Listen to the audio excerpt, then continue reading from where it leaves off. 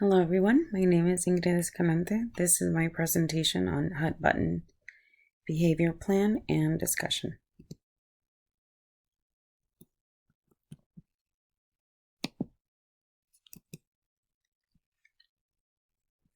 The Code of Ethics and Rights of a Child for my classroom were inspired by the NAOIC Code of Ethics Conduct and Statement of Commitment. I'm reading from this week and the Convention of the Rights of the Child.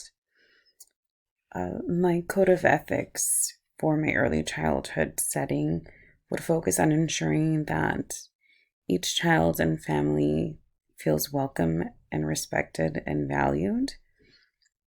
And also that the child's rights focus on creating a nurturing learning environment.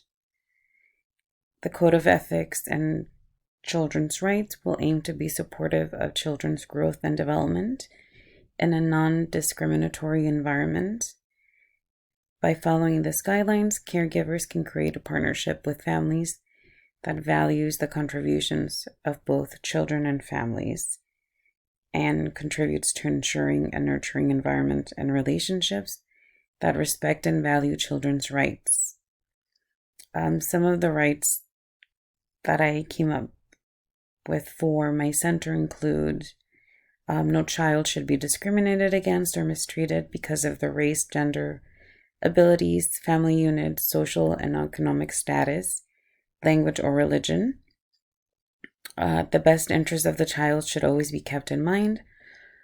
This includes all decisions that could potentially affect a child should be made with the child's best interest in mind. Children's thoughts, opinions, and feelings should be heard, respected, and considered. Each child and family should be treated with dignity. Children's needs, such as education, health and safety, food, shelter, clothing, should be provided for and met by all who care for them to the best of their abilities. Children should be protected from abuse, neglect, and anything that could be harmful to their emotional, mental, and physical health and overall well-being.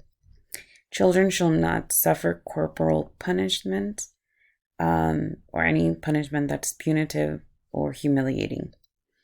Educators and caregivers will create an inclusive and supportive learning environment that celebrates diversity. Children and families shall be valued and appreciated as individuals and members of the community. Caregivers will strive to create a partnership with families that benefits the development and growth of the children and the care.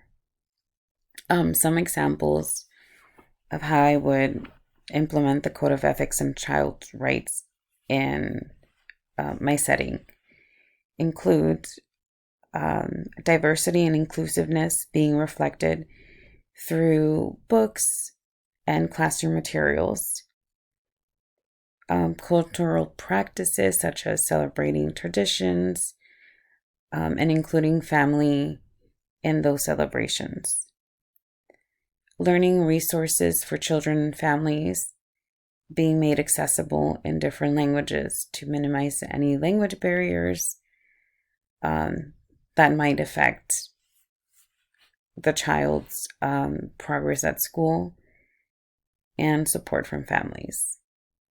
And teachers and caregivers being mindful and attentive to children's needs and abilities and making the necessary accommodations to support the children in our care.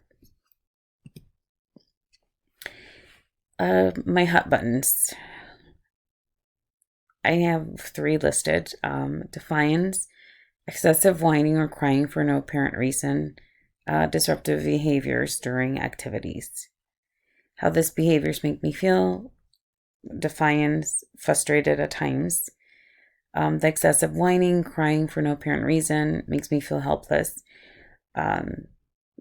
If I don't know why a child's crying, sometimes it's difficult to figure out how I can best support them.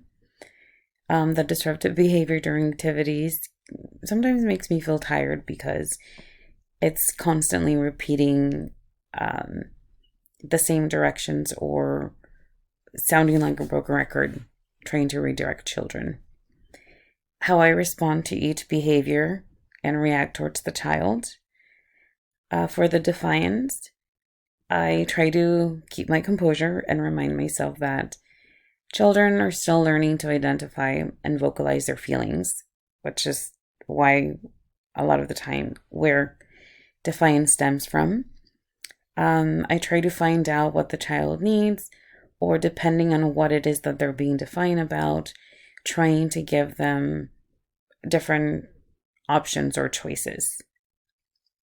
For this excessive whining or crying, I try to put myself in the children's shoes, and I try to mentally go over a list of things that could be making this child cry or be whiny. A lot of the times it could be because maybe they didn't sleep well or there's a parent that's out of town.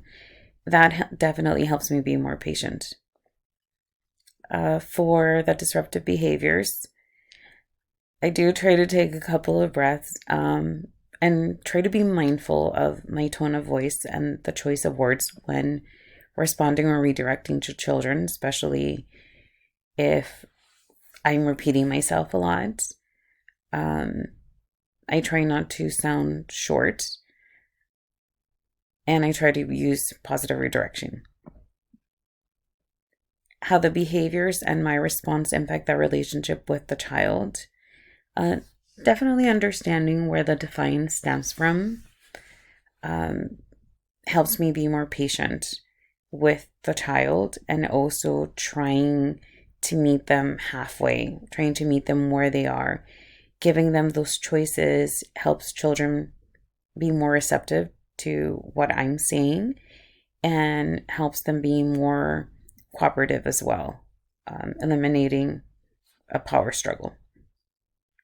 For the excessive whining or crying, being empathetic towards children, putting myself in their shoes, and understanding that if they're missing a parent, validating their feelings is very important.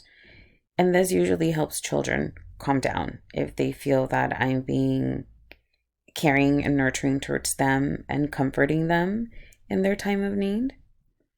And the last one for the disruptive behavior, just being flexible and giving kids breaks when they need it to eliminate the disruptive behaviors has definitely gone a long way and has strengthened my relationship with the children. How the relationship, the child's behavior and my response impact the relationship with families. Families are very appreciative and more willing to listen and to more receptive to the feedback that I have to give, and willing to partner and to work with me at home to help reduce these disruptions in the classroom. Plan to help manage my husband's behaviors. Definitely giving reminders and preparing the environment pre-correction has been super helpful in helping eliminate certain behaviors. During the challenging behaviors, just taking a minute to pause and not be so reactive is definitely helpful, or asking for support if my co-teacher or a coworker is available. And after the behavior, going back and trying to self-reflect on what I could have done differently, and trying to figure out the whys of the behaviors in order to best support the children if this behaviors arise again. My outlook on behaviors and my opinion on the care of the caregiver's role and responsibilities has definitely changed. I really enjoy the Troublemaker's book, and it definitely resonated with me. I think that as teachers, we have a big responsibility and a lot of input in the approach that we take and in being able to curb certain behaviors. We are able to change the environment and to change our approach to help the children navigate through challenging behaviors. So I think it just made me realize that there's definitely more responsibility, but also I have more of an input in how I can support the students in the classroom. And this is my letter to teachers after reading the Troublemakers book and really thinking about what I took away from the reading. And it reads, Dear educators, the joys and challenges that come from working with children go hand in hand. As we continue to go through this journey of teaching, we will come across children that are labeled as troublemakers. In her book, Troublemakers, Lessons in the Freedom from Young Children at School, Carla Shalaby dives into the multi-layer and complex nature of children's behavior, especially the challenging behaviors that most of the time are misunderstood, leading to children being labeled as troublemakers. The stories of the young children in the book and the letter to teachers resonate with me and my experience working with young children. As Carla states, the regular way of treating children with challenging behaviors, the troublemakers, is far easier because it is familiar and it is how we have been trained to use punishment and rewards to get the desired outcome. The problem with this approach is that it does not teach children the skills they need to cope with their big feelings. Instead, it hinders their capacity to be school ready, career ready, and life ready. As an educator, it is important to remind myself that behavior is a form of communication, and at times, such as in the case of children who have experienced trauma, it is the only form of communication they know. From the examples Carla shares in her book, children labeled as troublemakers are often struggling to express deeper needs, emotions, or fears. Carla views these troublemakers as an opportunity for educators to grow in their craft by breaking the norms and searching beyond the surface to really help and teach children. It is important to ask ourselves what a child might be trying to convey to us through their actions or challenging behaviors. The theme of Carla's books centers on the importance of hearing, respecting, and making children feel valued, even when the traditional norms say otherwise. By teaching with love, as Carla motivates us to do, we can create meaningful relationships with young children and a safe and supportive environment in which children can express themselves and receive positive support and guidance. This approach will help reduce those challenging behaviors and the troublemakers many of us have had experience with.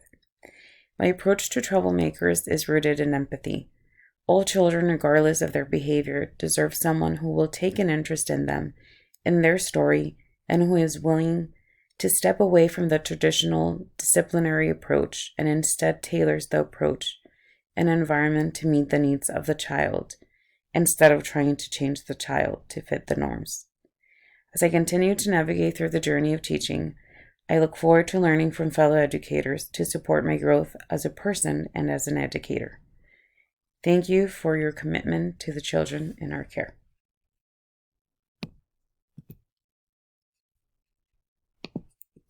And here